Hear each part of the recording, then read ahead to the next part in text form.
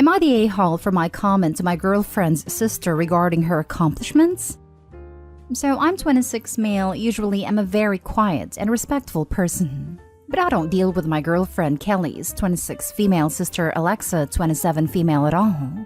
I think she's a crappy person, entitled and just not my cup of tea. Alexa was dating my friend Drew when me and Kelly met. Drew was the one who actually helped me get with Kelly in the first place, so I owe the guy a lot. Drew and Alexa were living together and he was supporting her career. She was in law school and he worked full-time. I didn't find this out till after, but he took out the loans for her to go, along with using his salary to pay their housing and paying for her classes. He was really proud of her budding career. Well, about a year ago, Alexa graduated from law school and within a week, broke up with Drew. Drew was heartbroken, and I was the one who found out most of the dirt about the finances. Alexa used him for 3 years for free school and dumps him a week after she graduates. This caused shockwaves in the family.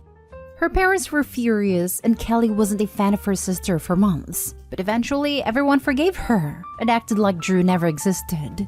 It pissed me off bad, and I haven't said a word to her sister since. I won't address her whenever I'm forced to be around her. Alexa passed the bar and landed a job, so her parents threw her a celebration. I was asked to attend by Kelly. I refused, kept refusing, but eventually she broke down and said she needed me there. So we went, and I talked to the members of her family alike, mostly my girlfriend's dad. So Alexa got up to give a speech to thank people.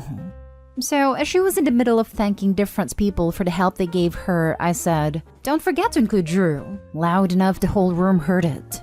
It got really quiet, then her dad cracked up, and her mom tried to advance the speech. My girlfriend dragged me outside and tried yelling at me, followed by her mom. The conversation wasn't going well, so I called an Uber and left.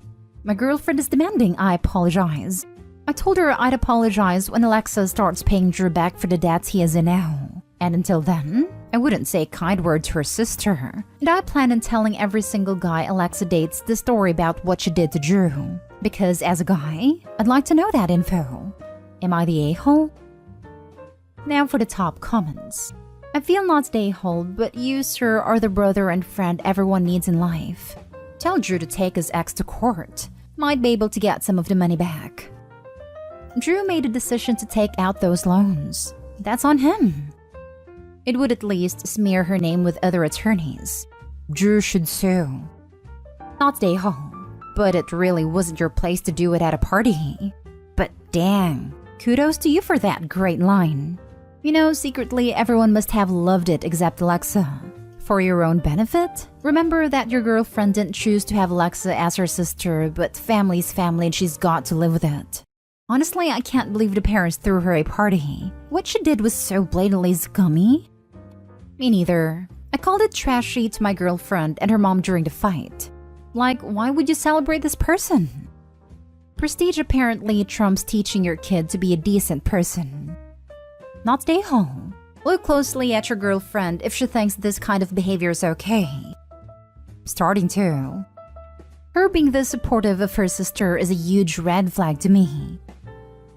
Next story is titled, "Am I the a-hole for not allowing my girlfriend's sister to move in and changing the locks?" So, a really messy situation. I, 27 male, have been dating my girlfriend Ashton, 26 female, for 2 years and we live in the house that I own. Ashton's finishing up her master's program, so I don't charge her rent. I pay for all the housing expenses, and in return she chips in on groceries, utilities, and some of the household chores. But I pay the lion's share of all household expenses. I'm cool with the situation till she graduates, and we have always communicated well. Until now. So Ashton has a hot and massive sister named Anna, 28 female. Anna's burned most of her bridges with her family. She has 2 kids by 2 different dads, been married and divorced twice, hops from one sketchy boyfriend to another, always in and out of work, and always complaining about her situation instead of actually doing anything to solve it. I gave up on her last year when she dated this loser who obviously didn't like kids, but she kept dating him against me and her sister's advice. Well, she moved into his place, and this Saturday we got a call that they were breaking up and she had nowhere to go this time. She hadn't been working and didn't have rent money. Ashton asked me if we could take them in. I said absolutely not. Her sister was a leech. Also, that I didn't want kids in my house. I work from home half the time and don't want 3 extra people in my space. Also, I don't want to get involved with her sister at all. I've supported her plenty over the last few years, rides, babysitting, etc., and I'm done. My girlfriend didn't take this well and said she would help her sister if she could. I said fine, let me know where you take her and I'll bring by some food, but it won't be my house. My girlfriend tried saying it was her house too, but I said when she started paying the mortgage, she can decide who lives here. So her sister tried calling me individually and I told her the same reasons, and told her I'd bring food by when she finds a place. I also gave her the number of multiple organizations that could help her. She got offended. Well, I was at work yesterday, sales, and I noticed on my Ring camera Anna/her kids unlocking my front door with a bag on her shoulder. I called my girlfriend and asked her immediately what was going on. She said Anna needed a place to go for a few hours while her ex moved out of the apartment. I asked how she got in the house as I locked it. Ashton said she made Anna a key months ago in case she ever needed to get in. I was furious and told her to tell Anna to get out or I'll be calling the police. Ashton called and Anna left, but not before calling me an a-hole. So I decided today to change the locks and get a new garage access code. Ashton will have to request through the garage and I will give access. Ashton is upset, but I told her that this is gonna be the way it is until her sister finds a place. Because I can't trust I won't come home and find 2 kids and a woman living in my house. Am I the a-hole? Not the a-hole, and in my opinion, you need to think seriously about your relationship with Ashton. The fact that she went behind your back is a major red flag. I wouldn't make any rash decisions, but she's violated his trust in a big way here. Forgiving this once or twice is possible, but beyond that, it's game over. I don't think I could forgive the copying of my key without my knowledge or permission. Not the a-hole, but I think you need to reevaluate if you can trust Ashton. She way overstepped boundaries by making her sister a key without your permission. Yep, when my boyfriend had a roommate, he consulted him about getting me a key to the apartment if I wanted to get in when they weren't home. His roommate said he'd rather I didn't have a key, but didn't mind if I was already there when they left. That was respected because it was a shared living space. Not stay home. If she wasn't working when she lived with a boyfriend, what's going to make her work when she lives in your house? Exactly the point I made. Anna has a job currently, but I don't think she manages her money well. Your girlfriend is the bigger issue, I'm afraid. Despite your very clear hell no, she still tried to get the sister into your place. She clearly doesn't care that you are opposed to this. She's gonna keep trying. You may need to lose the girlfriend if you can't get her to stop enabling the sister. But do you really want to deal with that crap forever? Time to sit down and make it clear. Stop enabling sister or leave. Next story. Am I the a-hole for likely making my mother lose custody of my siblings? In 2018, my mother got married to the man she was cheating on my dad with for years. This already put a serious dent in the relationship I had with her. I moved out shortly after my stepdad moved in since he thought he suddenly owned everything in the house, including my work computer, PlayStation 4, etc. A few months after moving out, my brother, 18, called me in the middle of the night because our stepdad threw him out for stealing money and catching him in possession of hard drugs, all of which were and still are lies. I already had minimal contact with my mother by that point, and the day my brother moved in with me, I was met with a barrage of texts and calls of my stepdad that I had to bring my brother back with the money or else he'd come get him. I told him to shove it and try me. Fast forward until last year, they divorced because, surprise, he stole the money. He was also an alcoholic and an addict, and admitted to planting the substances in my brother's room. After the divorce and getting a restraining order, he started harassing neighbors. Showed up in the garden in the middle of the night to look inside their windows. Showed up at my sister's school. She's 12 at a time. She's still in therapy over this.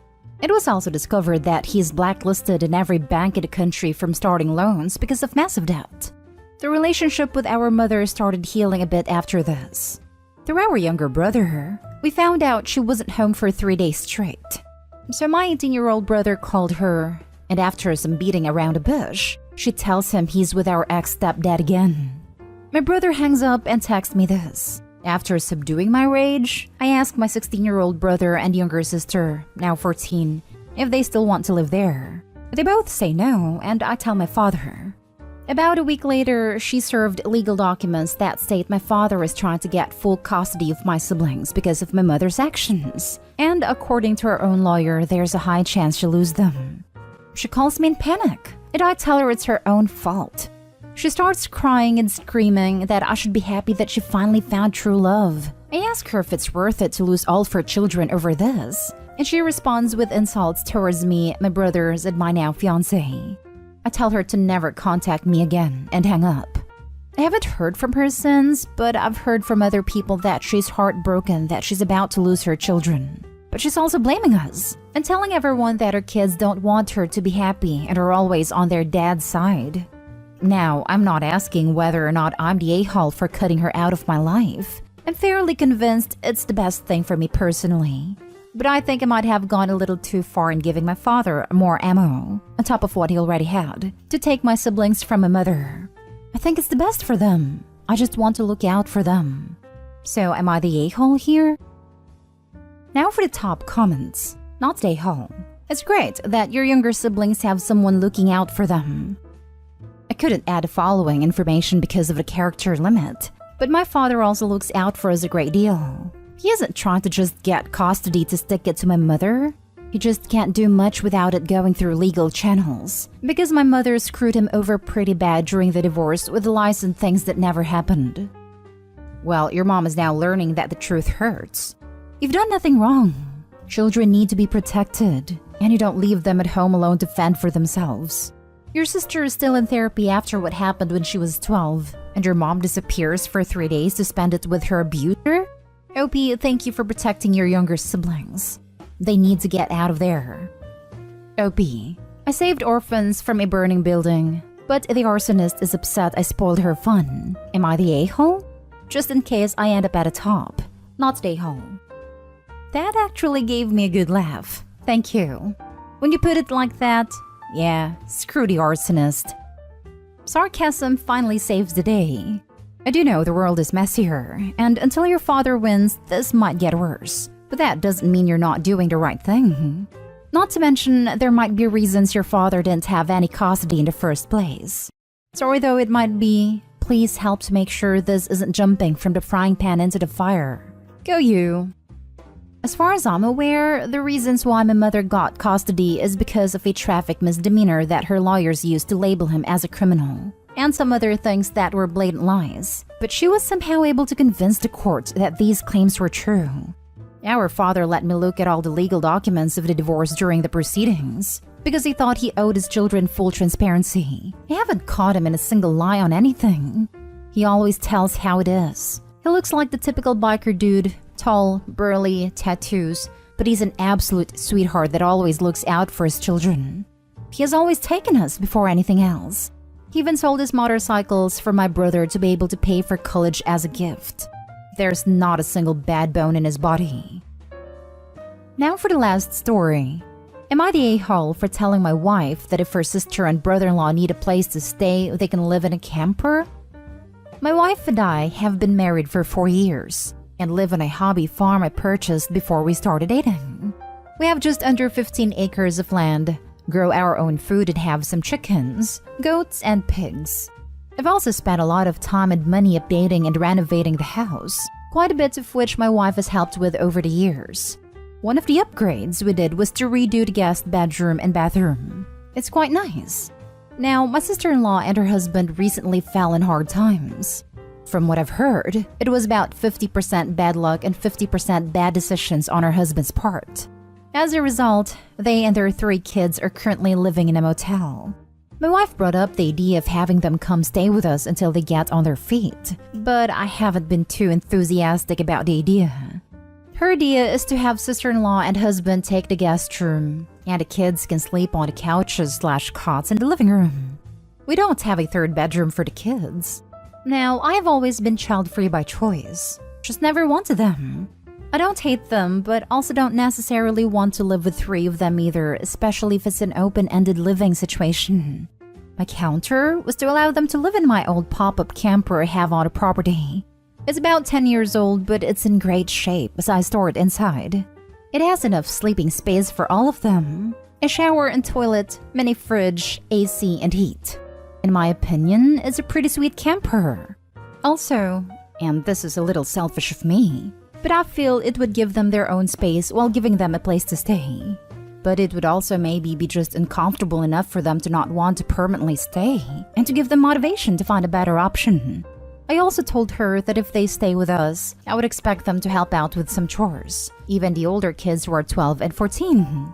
My wife hates that idea and can't believe I would force her family to stay outside in the elements and put them to work when we spent all the time and money to redo the spare bedroom. I told her that unless sister-in-law can give me a concrete move-out date, I don't want them and their kids living in our house indefinitely. She told me that they don't know the first thing about camping or farm work, and they need to focus on getting their lives straight and not worry about anything else. I told her that these are the conditions under which I am comfortable with them staying with us, and I'm not budging. She told me I am being a jerk and unreasonable and that she never expected this kind of behavior from me. The way I feel is that we are doing them a favor. And if we let them stay in the house, the temptation for them to get too comfortable is a lot greater than if they stay in the camper. I understand this could be seen as even a downgrade from living in a motel, but beggars can't be choosers. Not stay home. Open-ended guest situations almost never work out well. Even a newly and nicely renovated guest room is for guests that will be there for a defined time. A living room is a fun place for kids to crash for a visitor sleepover, not for an open-ended living situation. The camper seems like exactly the kind of compromise that anyone should be happy with. It is a lot of stress and really uncomfortable when you have to finally ask them to leave too. It tends to burn bridges. I am totally on the same page as you about the nice newly renovated guest room. In my family, we joke that we like to make the guest rooms comfortable, but not too comfortable so guests leave. Not stay home. It's a very nice offer, and they aren't in the elements. Beggars choosers, blah blah. Honestly, if I had to stay at someone else's home for an indeterminate amount of time, I'd love to have a camper van. It's nice not having to be at attention all the time with your host, and to have your own space where you don't feel like you're bothering them. Not having to share facilities for everything is much better.